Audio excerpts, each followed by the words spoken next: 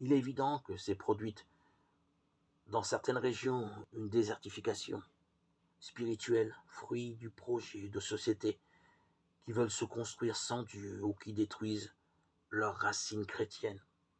Là, le monde chrétien devient stérile et s'épuise, comme une terre surexploitée qui se transforme en sable. Dans d'autres pays, la violente résistance au christianisme oblige les chrétiens à vivre leur foi presque en cachette dans le pays qu'ils aiment. C'est une autre forme très douloureuse de désert. Même sa propre famille ou son propre milieu de travail peuvent être cet environnement aride où on doit conserver la foi et chercher à la répandre. Mais c'est justement à partir de l'expérience de ce désert, de ce vide, que nous pouvons découvrir de nouveau la joie de croire, son importance vitale pour nous, les hommes et les femmes. Dans le désert, on redécouvre la valeur de ce qui est essentiel pour vivre.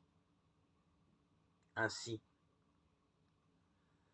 dans le monde contemporain, les signes de la soif de Dieu, du sens ultime de la vie, sont innombrables, bien que souvent exprimés de façon implicite ou négative. Et dans le désert, il faut surtout des personnes de foi qui,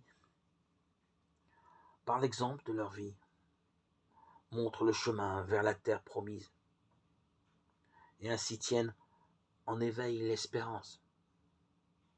Dans tous les cas, en pareilles circonstances, nous sommes appelés à être des personnes amphores pour donner à boire aux autres. Parfois, l'amphore se transforme en une lourde croix. Mais c'est justement sur la croix que le Seigneur transpercé s'est donné à nous comme source d'eau vive. Ne nous laissons pas voler l'espérance.